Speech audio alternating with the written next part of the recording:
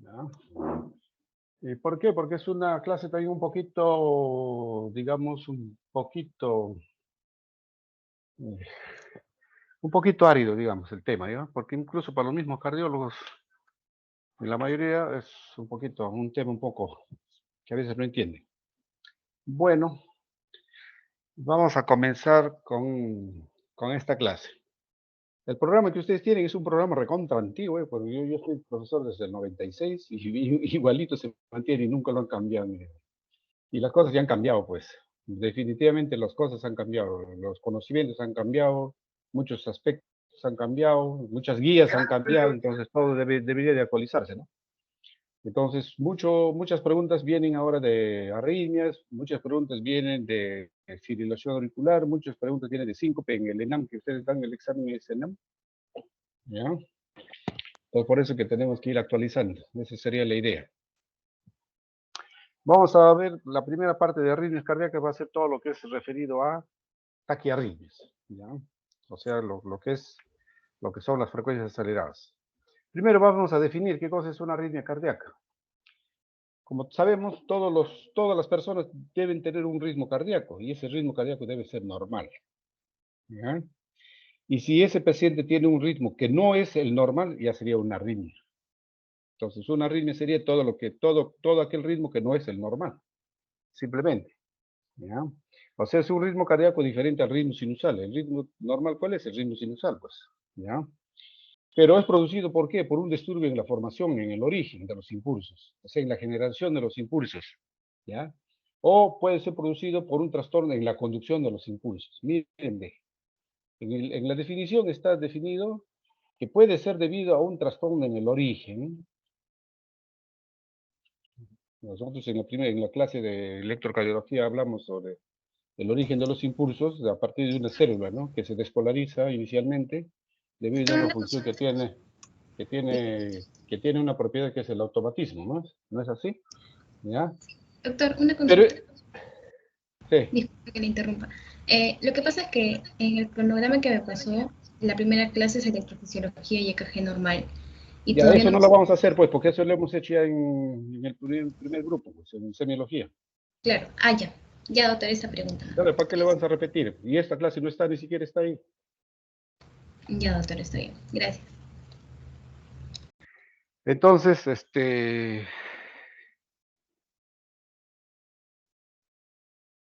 y una vez que se ha generado el impulso, o sea, esta generación que puede ser anormal para producir arritmias, también puede conducirse de manera normal. Entonces, puede decir, por ambos mecanismos puede producirse una arritmia. Ahora, el inicio, la formación, el origen de los impulsos puede ser en el nodo sinusal, claro. O puede ser fuera del nodo sinusal, en este caso pasa a ser ectópico, ¿no?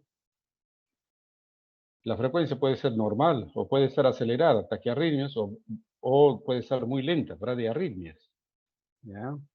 Y el ritmo también puede ser regular o irregular. O sea, puede haber una arritmia que el ritmo sea muy regular y una arritmia que sea completamente irregular. Entonces ya tenemos en cuenta ya nuestra definición, pasamos a ver cuáles son los mecanismos electrofisiológicos. El ritmo sinusal normal ya usted lo sabe, eso lo hemos visto en semiología, ¿no? Simplemente es cuestión de que revise, repase.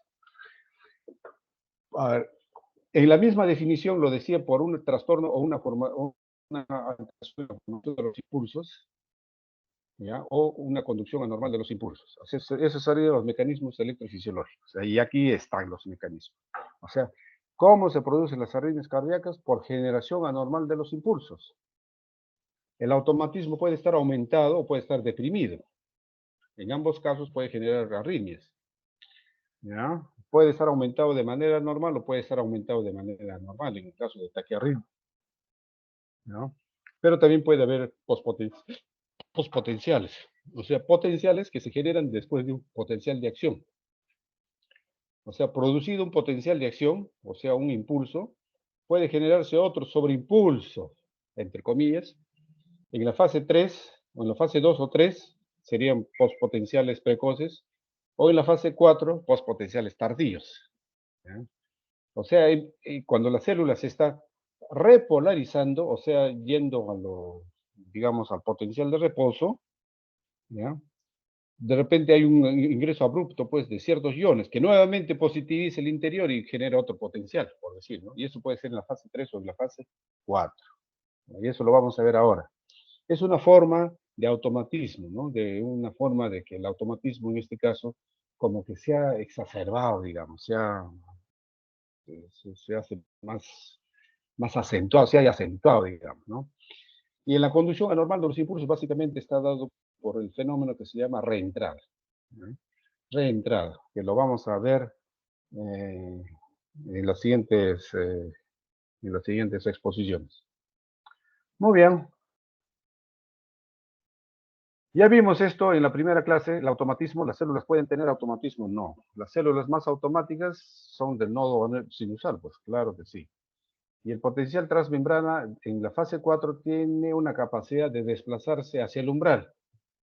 Eso ya recuerdan ya, que se llama la despolarización diastólica espontánea, ¿no? Y una vez que alcanza el umbral, genera un potencial de acción, ¿ya? Y este potencial de acción, la cantidad de veces que se genera el potencial de acción puede producirse de acuerdo digamos, de acuerdo a la estructura, ¿no? Los que más rápido producen los potenciales de acción son, pues, el nodo sinusal y más lentos son, por ejemplo, las fibras de Purkinje, ¿no? ¿No? Ya, entonces, y también puede producirse ciclos diferentes, o sea, velocidades diferentes, digamos, en cada región del corazón también. El automatismo normal, o sea, el automatismo normal puede aumentar, puede estar incrementado, puede estar aumentado, o sea, que la capacidad de generar más impulsos puede estar aumentado, esto generalmente es en corazones normales, ¿no? Estructuralmente hablando, digamos. El automatismo puede estar aumentado de manera anormal cuando hay problemas patológicos, ¿no? Por ejemplo, un infarto, ¿no? Por decir, ¿no? Eso lo vamos a ver con más amplitud ahora. Generación anormal de los impulsos, algunos ejemplos. O sea, cuando el impulso está aumentado, ya sea de manera, porque el automatismo se ha aumentado o ha aumentado de manera normal. Por ejemplo, si el ritmo sinusal aumenta, vamos a tener, ¿qué cosa? Taquicardia sinusal, pues obviamente. En ritmos de escape, o sea, ritmos ectópicos, pues, si es auricular, tenemos una taquicardia auricular, por decir, ¿no? Si es a nivel nodal, las células del nodo han aumentado su automatismo y producen una taquicardia, será pues una taquicardia nodal. Y si ha aumentado en el His-Purkinje, ya será ventricular, porque estos ya están a nivel del ventrículo, entonces tendríamos una taquicardia ventricular, ¿ya? Pero de manera normal también pueden aumentar el automatismo en situaciones de isquemia, en situaciones de infarto, en situaciones de efectos medicamentosos, como las catecolaminas, por ejemplo, y algunas otras patologías intrínsecas, como las parasistolias, por ejemplo, ¿no? ¿Ya? Aquí vimos la célula que es poco automática o no automática, es plana, y la célula automática, esto no es plana, es como una pendiente. Despolarización diastólica espontánea, nuevamente.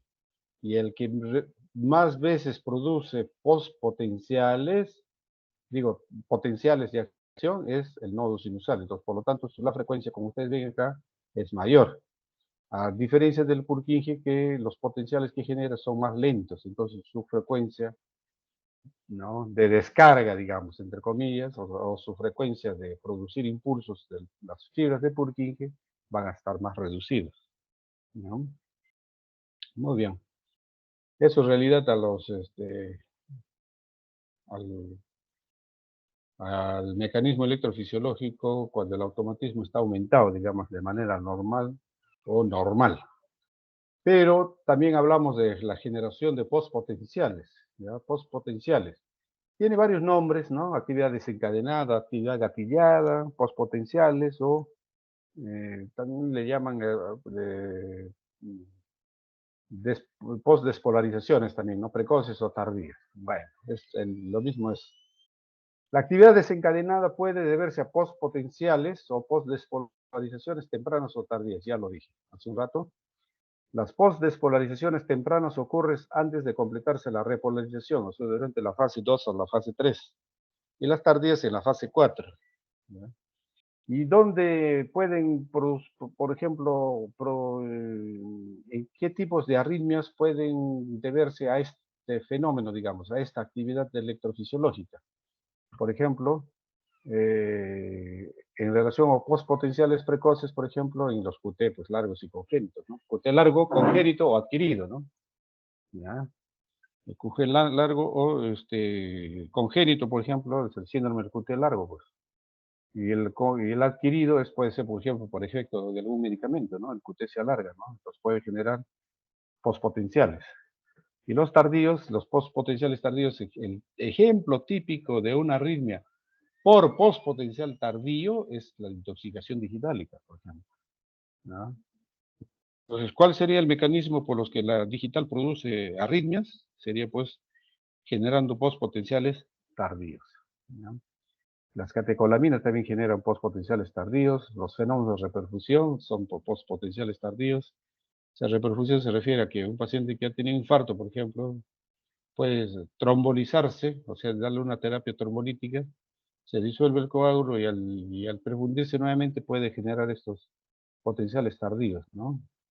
Y el QT prolongado congénito también puede generar potenciales tardíos. O sea, el síndrome del QT también puede producir arritmias por postpotenciales. O sea, el síndrome del QT largo puede producir arritmias por postpotenciales precoces o postpotenciales tardíos. ¿Y cómo son algunos ejemplos de algunas arritmias que son producidas por postpotenciales precoces? Tenemos, por ejemplo, los bajos niveles de potasio. Cuando hay bajos niveles de potasio, ¿produce arritmias? Claro que sí. Y puede ser por generar impulsos o postpotenciales precoces, ¿sí? Frecuencias lentas. La toxicidad por fármacos, por ejemplo, la quinidina es un ejemplo típico de postpotencial precoz que puede generar esta arritmia que se llama Torsades de Points. Y las postpotenciales tardíos, por ejemplo, es responsable por la generación de extrasístoles por ejemplo, extrasístoles, latidos extrasistólicos. También el aumento del calcio, ¿no? Sanguíneo también puede dar lugar a arritmias por postpotenciales tardíos. El aumento de los niveles de adrenalina y la toxicidad digitálica, como ya les dije, ¿no? La toxicidad digitálica. ¿Cuál es el mecanismo de la digoxina para generar arritmias? Sería la generación de postpotenciales tardíos, ¿no? De postpotenciales tardíos. Estos son los postpotenciales. Miren, aquí tenemos un potencial de acción que antes de que se recupere, generó otro potencial, digamos. ¿Ya? Esto es, como es en fase 3, aquí sería, hasta aquí sería la fase 1, por ejemplo, 2, 3. Entonces, la fase 3 más o menos es cuando aparece.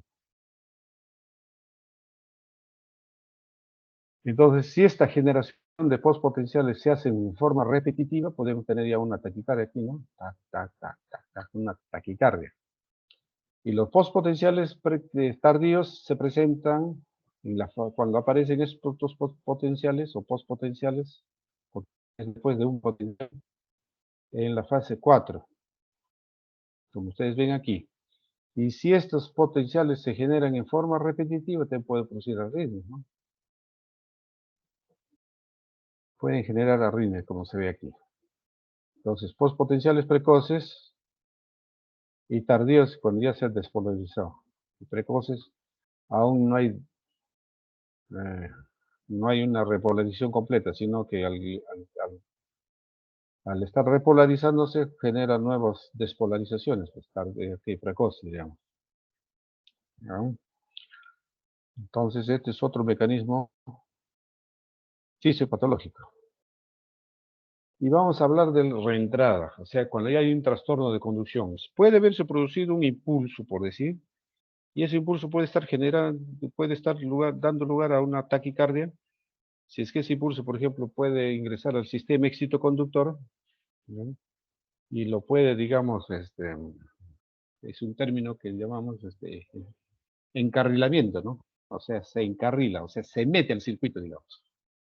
¿Ya? Para que ocurra este fenómeno de reentrada o concepto de reentrada, es cuando el impulso recorre, pues, muchas veces en la misma situación, digamos, la, ¿no? La misma, mismo circuito. Tiene que cumplir, digamos, algunos conceptos para que se produzca la reentrada. La reentrada es cuando el impulso circula, muchas veces, donde en un circuito que debe estar cerrado. Aquí es circuito abierto, aquí no, y aquí circuito cerrado no se abre, acá circuito cerrado, no, pero aquí no hay otros elementos que son necesarios para que ocurra reentrada. En cambio, aquí sí cumplió los tres requisitos. Cumple los tres requisitos para que se produzca la reentrada. ¿Cuáles son esos requisitos? Primero, que haya un circuito cerrado. Hay un circuito cerrado, como ven ustedes. Aquí también hay un circuito cerrado, circuito cerrado. Segundo, bloqueo unidireccional. Aquí se ha bloqueado. El impulso a descender, aquí se bloquea. ¿Ya? Entonces, ¿cómo es la rápido? No hay cosa. ¿No? Pero, eh, por ejemplo, aquí en este circuito cerrado, ¿no? Los impulsos descienden con la misma velocidad tanto por este brazo como por este brazo. ¿Qué va a pasar? Se van a chocar y ahí quedan, ¿no? En este otro circuito, ¿qué pasa? El impulso baja, desciende y en esta rama se bloquea. Aquí está bloqueado y desciende por la otra rama. Descendiendo por la otra rama, asciende así y de esta forma, pero al encontrar esta vía, no, al encontrar esta vía, digamos, aún ocupado por este impulso que descendía, entonces quedan bloqueados ahí, se bloquean, pero no puede producirse la reentrada. Entonces, ¿qué tiene que cumplir aquí? Aquí sí cumplen los tres requisitos. Primero, un circuito cerrado de entrada, como ven ustedes. Segundo requisito es,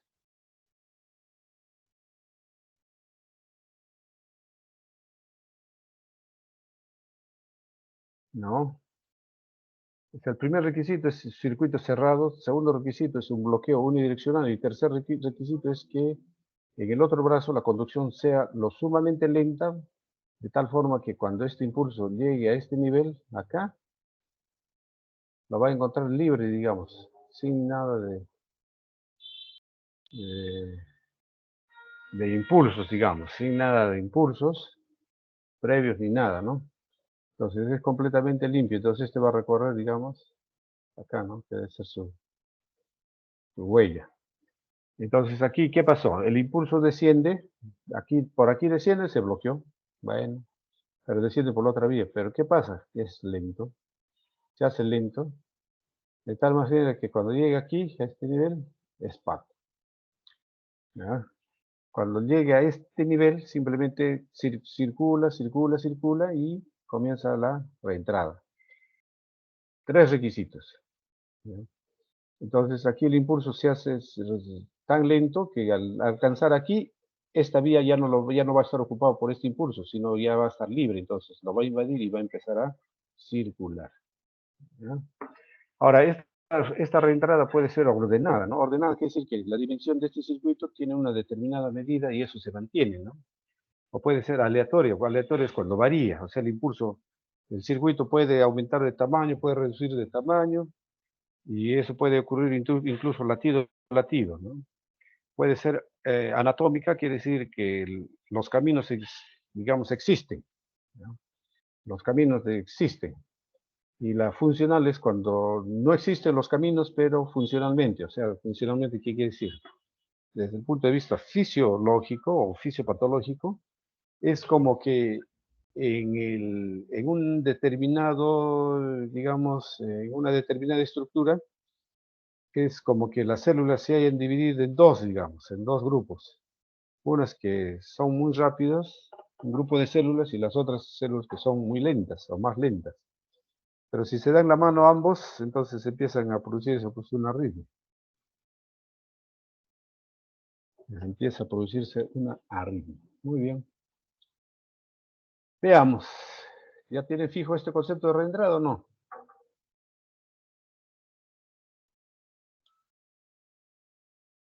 Muy bien.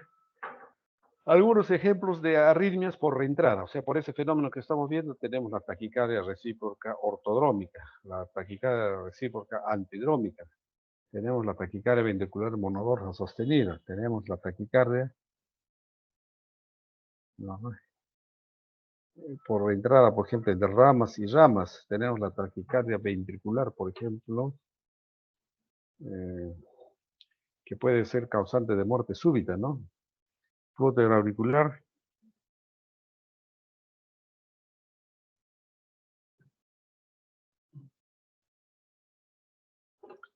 Entonces aquí tenemos algunos ejemplos que son producidos por reentrada. El fenómeno de reflexión es más que todo teórico, pues no es fácil demostrar esto.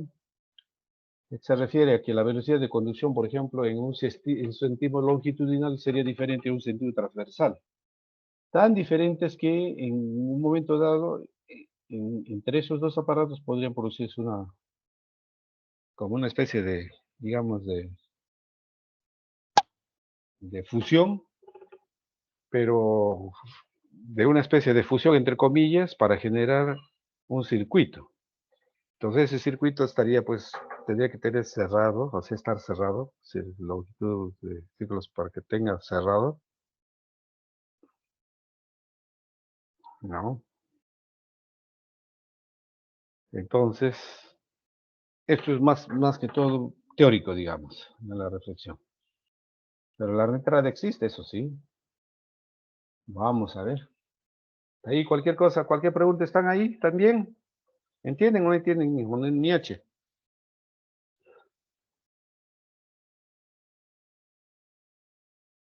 Sí, doctor. Seguimos entonces. Ya sabemos ya la definición, ya sabemos los mecanismos fisiopatológicos, cómo se produce la reentrada, cuáles son los mecanismos que producen la reentrada, etcétera, etcétera, etcétera. Muy bien. Entonces vamos a ver cómo se presenta un paciente con taquiarritmia. ¿Ya? Este diapositivo está muy anterior, pero bueno, debía estar un poco más posterior, pero bueno. En otras palabras,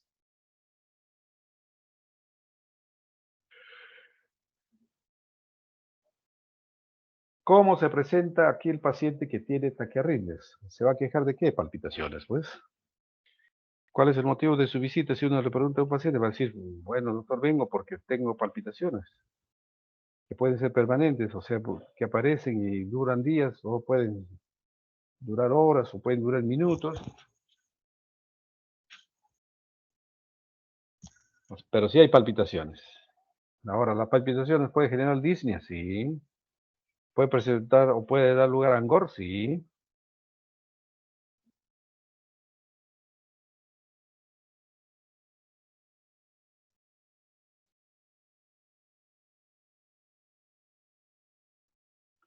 Síncope, o sea, se pueden desmayar los pacientes debido a un gasto cardíaco excesivamente bajo. ¿Pueden presentar un cuadro de insuficiencia cardíaca? Claro que sí, claro que sí.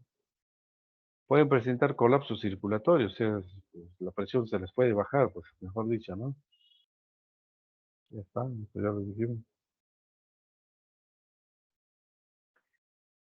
Y pulso, el pulso, si ustedes le palpan el pulso, puede estar arrítmico.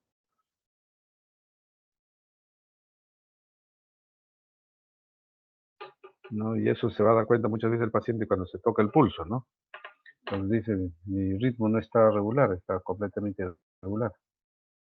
¿Ya? Pero si cumplen estos elementos, ¿no?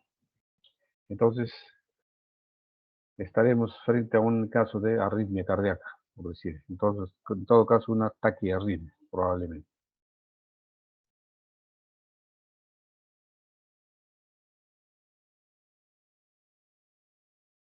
¿Cuáles son las causas de las arritmias cardíacas? Causas, estamos hablando acá ya de causas. ¿Ya? Causas, no es tan simple las causas, hablar de las causas. Pero que sí, muchas enfermedades van a tener en arritmias cardíacas, de eso sí estoy seguro de que sí, ¿no? síndromes arritmogénicos. ¿A qué se llaman síndromes arritmogénicos? Aquellas arritmias que se presentan en corazones perfectamente sanos. ¿Ya? Entonces, tenemos, por ejemplo, que como ejemplo las taquicardias paroxísticas, pues, en el síndrome de Wolf-Parkinson-White, en la taquicardia por entrada en el nodo auriculoventricular, la fibrilación auricular solo aislado, o sea,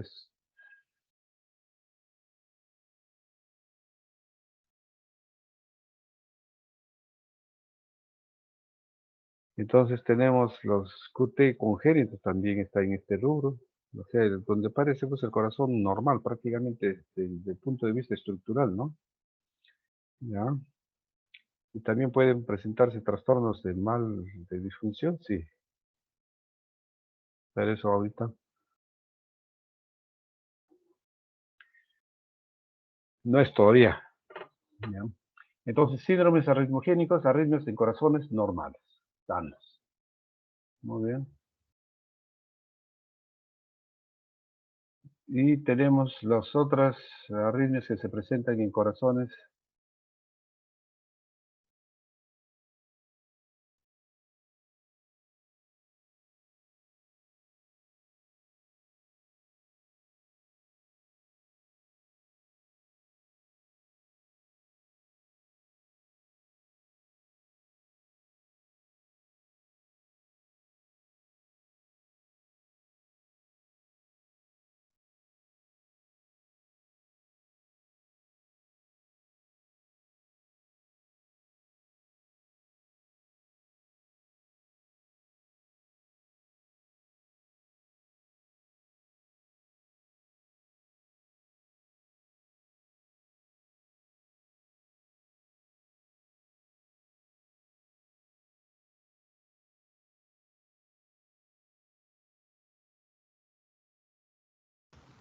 Doctor, no se le escucha.